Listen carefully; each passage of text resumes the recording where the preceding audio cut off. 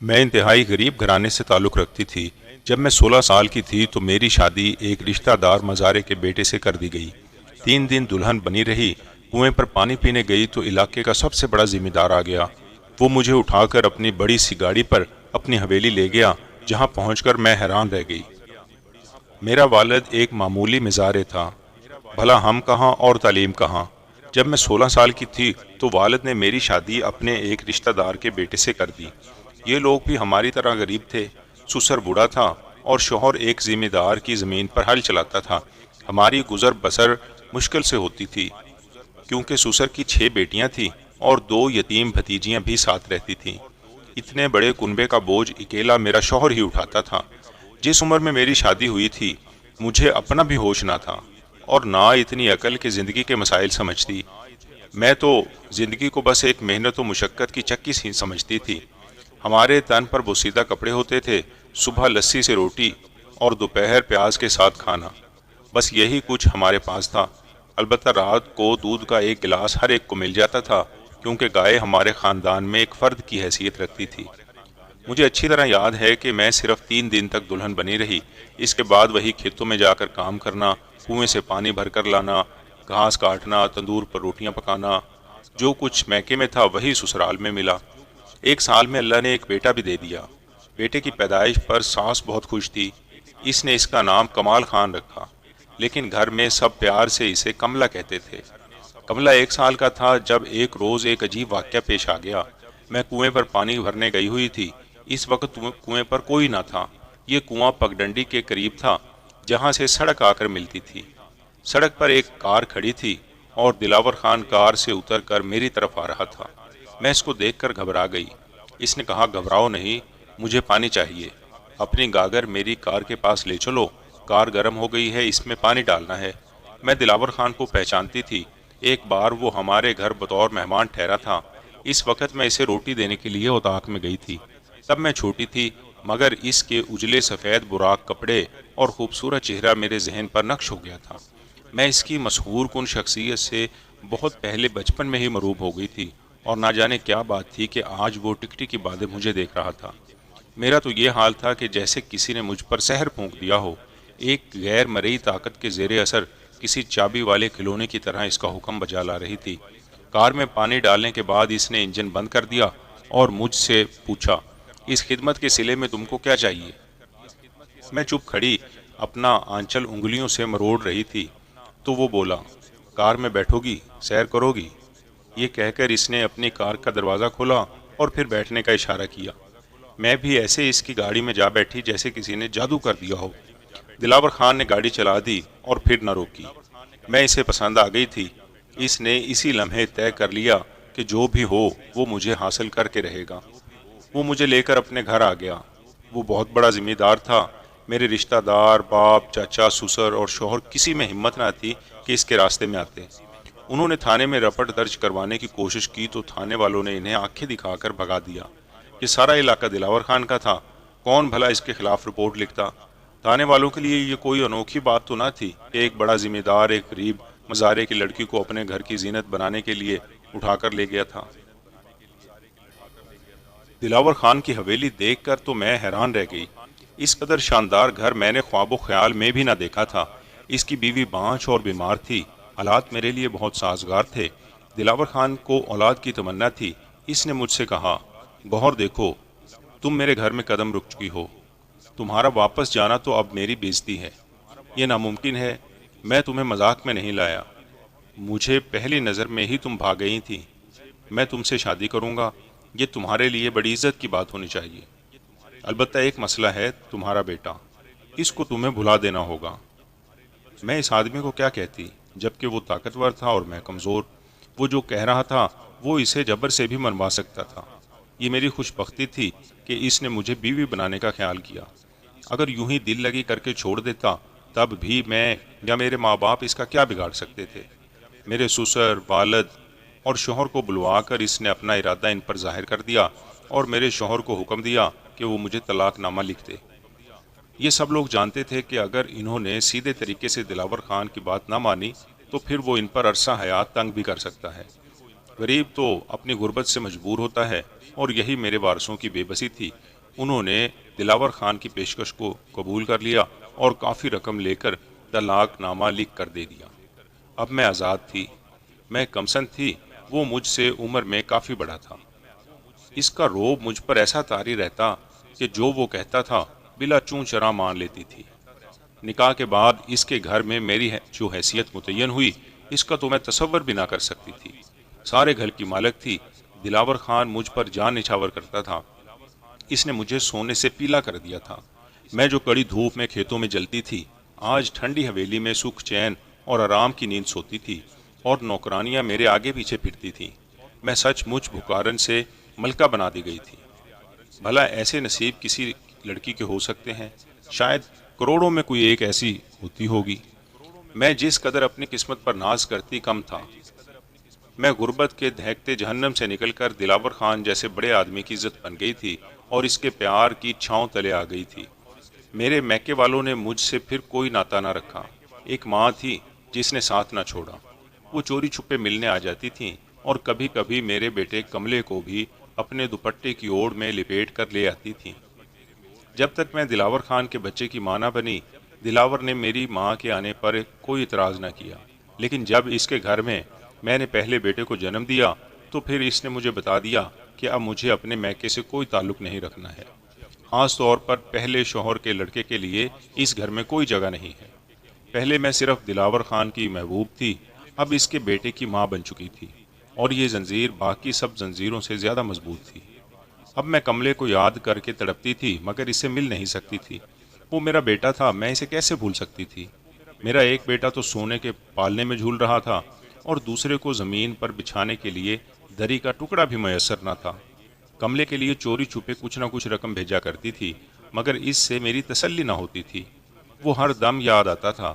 اس سے جدائی کا مجھے بہت غم تھا، لیکن اس سے بھی زیادہ غم تو اس بات کا تھا کہ وہ عشرت کے ہاتھوں ختم ہو رہا تھا، اور میں مخملی بچھونوں پر سوتی تھی۔ شاید بعض غم تقدیر میں اٹل ہوتے تھے، موت کی طرح۔ جتنی بھی خوشی ملے وہ غم نہیں ٹلتے۔ جب تک سانس چلتی ہے ساتھ رہتے ہیں۔ ایسا ہی غم مجھے اپنے بیٹے کملے کی جدائی کا تھا۔ زندگی کے دن بسر ہوتے رہے۔ دلاور خان کے گھر مجھے ہر طرح کا سکھ اور آرام ملا۔ اس شخص نے کبھی کوئی دکھ نہ دیا۔ میری ہر خواہش اس نے پوری کی۔ میں نے بھی اس کے عوض اس کے ہر حکم کی تعمیل کی۔ ایک اطاعت گزار بیوی بن کر اس کے دل کو سکون اور آرام پہنچایا، یہاں تک کہ کملے کو بھی بھلا دیا۔ اپنی ممتا کو بھی موت کی نیند سلا دیا۔ دلاور خان کے گھر میں نے 5 بیٹوں کو جنم دیا۔ میرے کالے بال ان کی محبتوں کی دودھیا روشنی میں سفید ہو گئے۔ دلاور خان نے ساری زمین اپنی زندگی میں ہی میرے نام کر دی تھی۔ وہ مجھ سے کہا کرتا تھا کہ گوہر، کیا خبر تیرے لڑکے تجھ سے وفا کریں یا نہ کریں، اس لیے میں جائیداد ان کے نام نہیں کروں گا، میرے بعد تو خود ان میں بٹوارا کرتی رہنا۔ دلاور خان عمر میں مجھ سے کافی بڑا تھا۔ وہ مجھ سے پہلے ہی موت کی راہوں کا مسافر بنا۔ اس کے مرنے کے بعد پتہ چلا کہ تنہائی اور بیچارگی کیا شے ہوتی ہے۔ جب تک وہ زندہ تھا کسی بات کی پرواہ نہ تھی، اب ہر بیٹے کی خوشنودی کی پرواہ کرنا پڑتی تھی۔ میرے سب بیٹے اپنے اپنے مشغلوں میں اور خوشیوں میں گم تھے۔ انہیں میری تنہائی اور بیوگی کا ذرا احساس نہ تھا۔ بڑا بیٹا شادی کر کے الگ ہو گیا، وہ کبھی کبھار میرے پاس آتا تھا۔ اس سے چھوٹا بھی اپنی بیوی کا غلام بن گیا۔ تیسرا حیدرآباد اور چوتھا نواب شاہ میں پڑھتا تھا۔ پانچواں اور سب سے چھوٹا گھر پر ہی رہتا، مگر گھر بار اور کام کاج سے کوئی دلچسپی نہ تھی۔ وہ سارا دن کار لے کر گھوما کرتا اور اکثر راتوں کو گھر سے غائب رہتا۔ دوستوں نے اس کا دماغ خراب کر دیا تھا، کسی کو خاطر میں نہ لاتا، مجھ سے بھی سیدھے منہ بات نہ کرتا۔ پڑھائی سے اسے کوئی رغبت نہ تھی، میٹرک بھی اس نے بڑی مشکل سے پاس کیا۔ جس قدر سکھ مجھے دلاور خان کی ذات سے ملا، اتنا ہی دکھ اس کے بیٹوں نے پہنچایا۔ مجھے ان 5 سے بے حد محبت تھی، یہ میرے لختے جگر تھے۔ اب میں بوڑھی ہو چکی تھی۔ 5 بیٹے دلاور خان کی طرح ماشاءاللہ قداور اور جوان تھے۔ میں انہیں دیکھ کر جیتی تھی۔ دل یہی چاہتا کہ ایک پل کے لیے بھی یہ میری نظروں سے اوجھل نہ ہو۔ میرا ان کے سوا کون تھا؟ میکہ چھوڑے مدت گزر چکی تھی۔ وہ غریب مزارے تھے۔ دلاور خان کی حویلی میں ان کے لیے کہاں جگہ تھی؟ میں ان کے لیے اور وہ میرے لیے مر چکے تھے۔ دولت کی تفریق نے سارے رشتے ناطے مجھ تو پہلے ہی توڑ دیے تھے۔ جب تک دلاور خان زندہ رہا، مجھے اس نے تنہائی کا احساس نہ ہونے دیا۔ دلاور خان کی محبت ایک سمندر تھی، جس میں ڈوب کر میں نے اپنا ماضی بھلا دیا تھا، یہاں تک کہ اپنی کوکھ کے جائے کو بھی بھلا بیٹھی تھی۔ حالانکہ وہ مجھے بھولتا نہ تھا۔ ہر لمحہ قدم قدم پر کملے کی یاد میرے دل میں چٹکیاں کاٹتی رہتی تھی، مگر ان پانچوں بیٹوں نے مجھے اس کی جانب جانے نہ دیا۔ مجھے تو ان سے یہ بات بھی چھپانی پڑی تھی کہ ان کا ایک بھائی اور بھی ہے، کیونکہ وہ ان کے سوتیلے باپ کا بیٹا تھا، ایک غریب ہاری کا بیٹا تھا، وہ ہاری جو ان کے مزارے ہوتے تھے۔ یہ کیسے کسی نوکر کو اپنا بھائی کہلوانا پسند کر سکتے تھے؟ وہ بیچارہ کیا ان کی برابری کرتا؟ لیکن میں ماں تھی، کب تک اپنے اندر کی عورت کی آواز کو دبا کر رکھتی؟ اب جب کہ یہ لڑکے میری پرواہ نہ کرتے تھے، مجھے اس بیٹے کی اور بھی زیادہ یاد ستاتی تھی جو مجھ سے ساری عمر جدا رہا تھا۔ میری کوئی بیٹی نہ تھی جو غمگسار بنتی۔ بڑے بیٹے جو شادی شدہ تھے وہ بھی عید تہوار پر پل دو پل کے لیے آ جاتے، ورنہ ان کے گھر بھی دور تھے، میں وہاں جا نہیں سکتی تھی۔ دلاور خان کی بھی ہدایت تھی کہ تم بہوؤں کے در پر خود چل کر نہ جانا، اس سے تمہارے رتبے میں کمی آ جائے گی اور وہ کسی دن تمہیں بے آبرو بھی کر دیں گے۔ چھوٹے تینوں بیٹے ہمیشہ اس وقت میرے پاس آتے تھے جب انہیں رقم کی ضرورت ہوتی۔ بینک سے روپیہ نکلوانے کے لیے میرے دستخط ضروری تھے، بس اسی لمحے وہ میری خوشامد بھی کرتے تھے، ورنہ وہ میرے دکھ سکھ کے ساتھی نہیں تھے۔ کچھ دنوں سے مجھے کملے کی یاد بڑی شدت سے آ رہی تھی۔ جب تک دلاور خان زندہ رہا میں اس سے ملنے سے مجبور رہی، کیونکہ وہ کسی ہاری، مزارے یا نوکر سے میرا رشتہ باقی نہ رہنے دینا چاہتا تھا۔ لیکن اب میں آزاد تھی، اب تو ہر دم یہی جی چاہتا کہ کسی طرح پر لگ جائیں اور میں اڑ کر کملے کے پاس جا پہنچوں۔ آخر کار ایک دن میں نے اپنے سارے بیٹوں کو بتا دیا کہ میں اب تمہارے بھائی کملے کے بغیر نہیں رہ سکتی اور اس سے ملنا چاہتی ہوں۔ میرا یہ کہنا تھا کہ سارے لڑکے سیخ پا ہو گئے اور خفا ہونے لگے اور کہا کہ میں ایسی بات منہ سے نہ نکالوں جو ان کے خاندان کے وقار کے شایہ نشان نہیں ہے۔ میں مایوس ہو گئی، سوچا کہ اس طرح تو کبھی اپنے کملے سے نہ مل سکوں گی، لہٰذا میں نے ان سب سے چھپ کر ہی کملے سے ملنے کا منصوبہ بنایا۔ پہلی بار جب اس کے سامنے گئی تو وہ ہکا بکا رہ گیا، جلدی سے چارپائی سے اٹھ کر میرے قدموں میں بیٹھ گیا۔ اس کے آنسو میرے پیروں پر گرنے لگے، وہ اتنا رویا کہ میرا دامن تر ہو گیا۔ بڑا دکھ ہوا، اس کی حالت دیکھ کر میری ممتا نے خود سے شرما کر میرے ہی دوپٹے کے پلو میں منہ چھپا لیا۔ کیسی ماں تھی کہ اتنے طویل عرصے تک اپنے لخت جگر کو فراموش کیے رہی، مگر کملے نے مجھے ایک لمحے کو نہ بھلایا تھا۔ بھیگی آواز میں بتایا کہ میری حویلی کے اس نے ہزاروں چکر کاٹے، مجھ سے ملنے کو بڑے جتن کیے۔ میں خان کی زمین پر نوکر ہونے کی کوشش کی، دلاور خان کو سفارشیں کرائی، مگر خان نے مجھ تک ان اطلاعات کو پہنچنے نہ دیا۔ میرے برے نصیب کہ وہ مجھ سے نہ مل سکا۔ ماں، میں تو تیری صرف ایک جھلک دیکھنے کو اپنی جان تک دے سکتا تھا۔ وہ سسک سسک کر فریاد کر رہا تھا اور میرا دل اس کی ہر سسکی پر لہو لہو ہو رہا تھا۔ اس روز میں بھی جی بھر کر روئی تھی۔ وہ مجھے آنے نہ دیتا تھا، بار بار پاؤں پکڑ کر کہتا، ماں اللہ کے لیے اب تو نہ جا۔ میرے دل میں یہ بڑی حسرت ہے کہ تو اب میرے ہی ساتھ رہے اور میں عمر بھر تیرے قدموں میں بیٹھا رہوں، آخری دم تک تیری خدمت کروں۔ ماں، میں غریب ضرور ہوں لیکن ہوں تو تیرا ہی بیٹا، تیرے لیے اتنا کما کر لے آؤں گا کہ تو آرام سے زندگی کے باقی دن گزار لے گی۔ کملے کا پیار، اس کی باتیں، اس کی حسرتیں اور بھولا پن، ہر بات میرے دل میں ترازو ہو رہی تھی۔ اس کے میلے کچیلے پھٹے پرانے کپڑے اور کھردرے ہاتھ پاؤں، اس کا دیہاتی پن، ہر شے میرے سینے میں زخم ڈال رہی تھی۔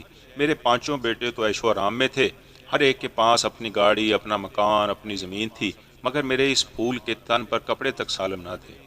میں اس کی بد نصیبی پر حیران تھی کہ جس نے کملے سے ماں باپ کا پیار چھین لیا تھا، جس کو سخت مشقت کے باوجود پیٹ بھر کر کھانا نصیب نہ تھا، بڑی مشکل سے اس نے مجھ کو جانے دیا، دور تک چھوڑنے پیچھے آیا، بار بار التجا کر کے کہتا، ماں اللہ کے لیے اب نہ جا، میری غربت سے نہ ڈر، میں اتنی محنت کروں گا کہ تو سکھی رہے گی۔ میں گھر لوٹی تو میرے بیٹے مجھ سے دو دو ہاتھ کرنے آ گئے۔ ان کو علم ہو گیا تھا کہ میں کملے سے ملنے گئی تھی۔ سب ہی نے مجھ سے جھگڑا کیا اور اپنی جائیداد طلب کی جو ان کا باپ میرے نام کر گیا تھا۔ وہ اب میرا شرعی حق بھی مجھ کو نہ دینا چاہتے تھے۔ شاید ان کو یہ خطرہ محسوس ہوا کہ میں کہیں اپنے حصے کی جائیداد کملے کو نہ دے دوں۔ میں نے بغیر کسی حیل و حجت یہ بھی ان پانچوں میں تقسیم کر دی، کیونکہ ان کے باپ کا ورثہ تھا، میرے بعد بھی ان کو ہی ملنا تھا۔ اس کے بعد انہوں نے فیصلہ سنا دیا کہ میں نے چونکہ ان کی عزت کا خیال نہیں کیا اور معمولی ہاری کے گھر چلی گئی، لوگوں کو بھی علم ہو گیا کہ ان کا سوتیلا بھی کوئی بھائی ہے جس کے باعث ان کی بےزتی ہوئی ہے، لہٰذا وہ اب میرے پاس نہیں آئیں گے۔ مجھ کو بڑا دھچکا لگا، میرے اپنے بچے جن کو میں نے جنم دیا، پالا پوسا، آج دولت کے گھمنڈ میں مجھ ہی کو آنکھیں دکھا رہے تھے، اس لیے کہ آئندہ میں ہمیشہ کے لیے کملے کو بھول جاؤں اور وہ بھی دوبارہ اس سے ملنے کی جرت نہ کروں۔ وہ یہ بھول گئے کہ جیسے میں ان کی ماں ہوں، اس کی بھی ہوں۔ اب جب کہ میں اپنے بیٹے سے مل چکی تھی، ممتا کی مرجھائی کومپل پھر سے تازہ ہو گئی تھی، اب میں اس سے ملے بغیر نہیں رہ سکتی تھی۔ میں نے بھی فیصلہ کر لیا کہ جوانی میں نے اپنے ان بچوں کو دی جو دلاور خان کے بچے تھے، تو بڑھاپا اپنے اس غریب بیٹے کو دوں گی۔ میں نے پھر بھی عید کے دن تک انتظار کیا۔ جب عید کے روز بھی یہ پانچوں میرے پاس نہ آئے تو دل بری طرح ٹوٹ گیا، اور پھر میں نے دلاور خان کے گھر کو چھوڑنے کی تیاری باندھ لی۔ جو نقدی زیورات تھے وہ میں نے ان لڑکوں کے تایا کو بلا کر ان کے حوالے کیے کہ یہ پانچوں میں برابر تقسیم کر دیجئے، تاکہ میرے بعد وہ ان چیزوں کے لیے بھی نہ لڑتے رہیں۔ میرا عمرہ کرنے کا ارادہ ہے اور زندگی موت کا پتہ نہیں ہے۔ انہوں نے ایسا ہی کیا، امانتیں وارثوں کو پہنچ گئیں۔ میں 2 جوڑے کپڑوں کے ساتھ کملے کے گھر آ گئی اور پھر ہم عمرے پر چلے گئے۔ میرے بیٹے نے کچھ پیسے اپنی محنت سے جمع کیے تھے، وہ اپنی رقم سے میرے ہمراہ گیا۔ کملا تنہا رہتا تھا، باپ مر چکا تھا، اب اس کو میری اور مجھے اس کی ضرورت تھی۔ میں جانتی تھی دلاور خان کی اولاد ہونے کے ناطے وہ اس غریب کو کبھی اپنا بھائی تسلیم نہ کریں گے، کیونکہ وہ کملے کی سماجی کمزور حیثیت کو اپنی عزت پر دھبا سمجھتے تھے، لہٰذا میں خود ان کو کملے سے دور رکھنا چاہتی تھی۔ کملے نے باپ کا 5 مرلے کا مکان بیچ دیا اور ہم شہر آ بسے۔ یہاں اس نے محنت مزدوری کی، وہ اپنی حلال کی کمائی سے اپنا اور میرا پیٹ پالنے لگا۔ سمجھتی تھی میرے لڑکوں کا غصہ وقتی ہے، کبھی نہ کبھی ضرور ایک دن خود مجھ سے آن ملیں گے، مگر وہ نہ آئے۔ ان کی جدائی کا غم ضرور ہے، لیکن اب مجھے اپنی ممتا کی دولت اپنے غریب بیٹے پر نچھاور کرنی ہے، تاکہ میں اسی کے کچے گھر میں عزت اور سکون سے مر سکوں۔ اور یہ کہ ایک کھویا ہوا بیٹا مل گیا، لیکن میرے 5 کھو گئے۔ پہلے کملے کے لیے بے سکون تھی، اب ان کے لیے بے سکون رہتی ہوں۔ عورت کی بھی کیا قسمت ہے، اس کو کہیں سکون نہیں۔ سکھی ہو بھی تو اولاد کا کوئی نہ کوئی دھڑکا ہی لگا رہتا ہے۔ سامعین و ناظرین، آپ نے یہ سچی کہانی سنی ہے گڈ سٹوری چینل پر۔ برائے مہربانی چینل کو سبسکرائب کر کے ہماری ٹیم کی حوصلہ افزائی کیجیے، تاکہ ہم آپ کے